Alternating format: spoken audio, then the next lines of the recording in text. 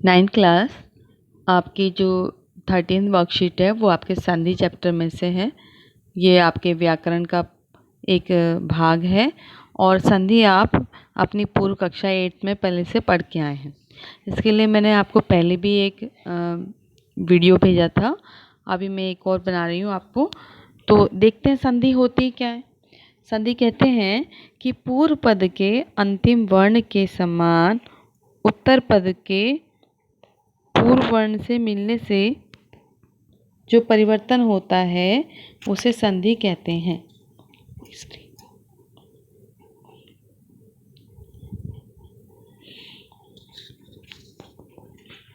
पूर्व पद के अंतिम वर्ण के समान उत्तर पद के पूर्व वर्ण से मिलने से जो परिवर्तन होता है उसे संधि कहते हैं। जैसे पूर्व पद हुआ आपका, जैसे विद्या, विद्या का अंतिम वर्ण में हो गया आपका धा, यानी कि अंत में कौन सा स्वर आ रहा है, उसमें आ का स्वर आ रहा है। उसी के समान उत्तर पद, जैसे विद्या के साथ में हमने देखा आल्य, आल्य का जो पूर्व पद है, पूर्व वर्ण है, यानी कि आ, यानी कि विद्या के अंत में भी आपको आ मिला और आल्य के स्टार्टिंग में यानी शुरुआत में भी आपको आ मिला। तो उन दोनों के मिलने से जो परिवर्तन होगा उसे हम संधि कहते हैं। विद्या के साथ आल्य मिलने से शब्द बनता है विद्यालय। तो यहाँ जो अंतिम पद था, यानी कि जो बाद का पद था उत्तर पद, उसका जो आ हट गया और जो परिवर्तन आया उसी को हम संधि कहते हैं।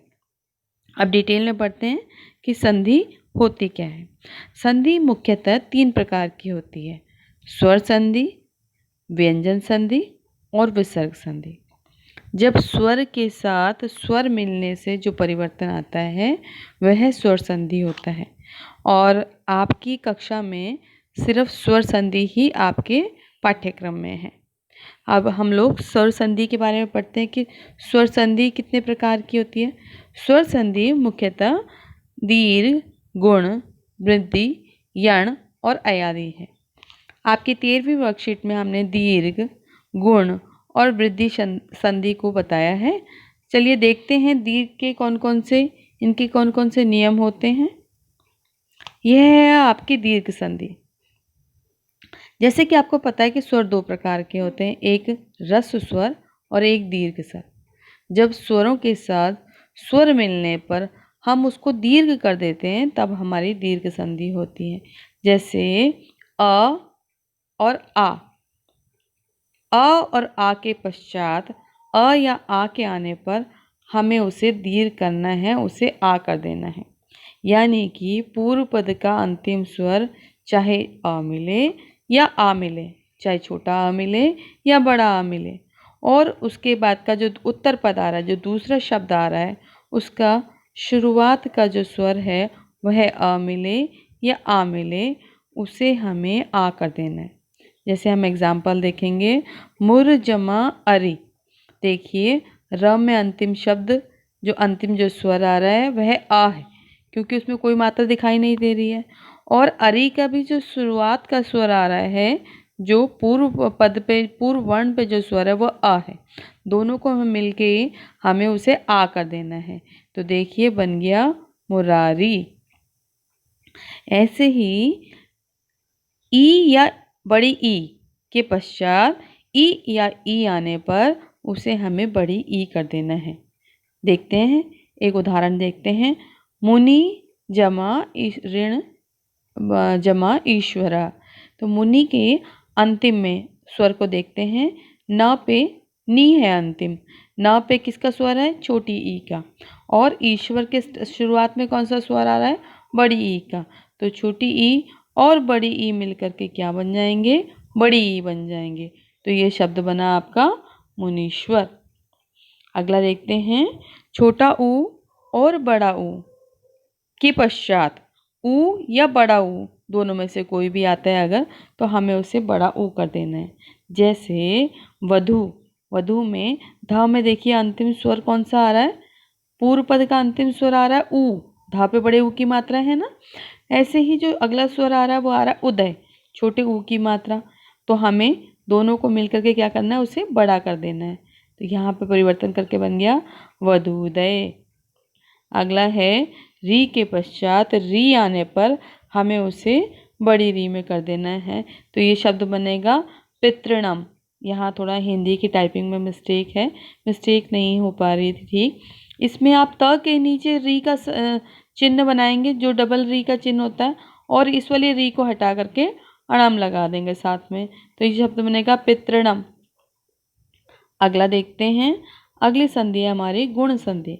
गुण संधि कहती है कि यदि अ या आ के पश्चात ई या बड़ी ई आने पर आती है तो हमें उसे ए कर देना है। ए यानी कि छोटा वाला ए, जिस पर मात्रा नहीं होती। देखिए बेटा, ए पर मात्रा नहीं होती, लेकिन जब हम शब्दों को जोड़ते हैं तो उन पर एक मात्रा आ जाती है और वही जो होती है छोटा वाला स्वर बनता है।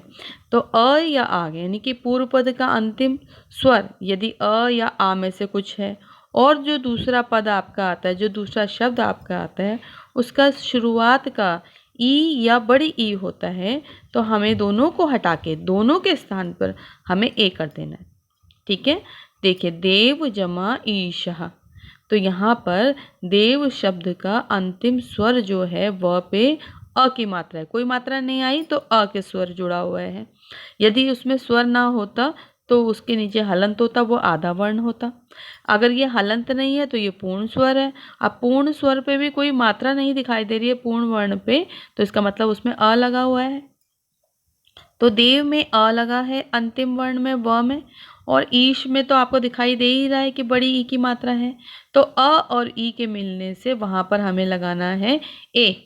शब्द बना देवेशः। अगला देखते हैं।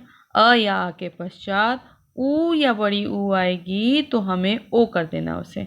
ठीक है, तो देखते हैं एग्जाम्पल कि पूर्व पद का अंतिम स्वर अ या आ हो।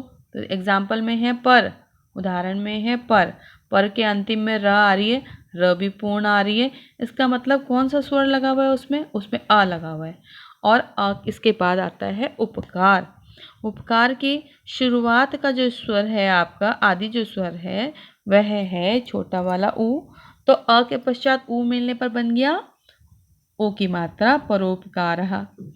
अ या आ के पश्चात री आने पर हमें शब्द बनाना है, हमें बनाना है अर। दोनों के स्थान पर याद रखिएगा, दोनों के स्थान को हटा करके अर आ जाएगा। यहाँ देखते हैं देव। आपको पता ही है कि देव में अंत में क्या है? स्वर अ।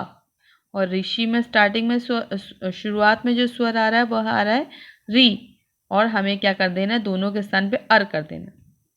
देखिए, जैसे ही हमने देव के स्थान पे री के स्थान पे अर किया तो अर र क्योंकि हलंत युक्त है, यानी कि र कैसी है? आधी है। अ पूरा और र आधा। तो देव में अ जुड़ा तो पूरा शब्द बन गया अ, लेकिन ऋषि में जो है र जो है ऊपर चला गया और ये बन गया आपका आधा स्वर है ना, आधा स्वर ऊपर ही तो जाएगा, तो ये बन गया आधे देव ऋषि। अगला देखिए, अ या आ के पश्चात ले आने पर शब्द बन आपको जो है दोनों के स्थान पर कर देना अल। अल में ल के नीचे क्या आएगी? हलंत। तो एग्जाम्पल देखते हैं, उदाहरण देखते हैं इसका। शब्द है तव। तव में जो है अंतिम स्वर आया है क्या? अ। अ के पश्चात आ रहा है लिकार, और लिकार में शब्द स्वर जो स्वर आया वो आया है लेर।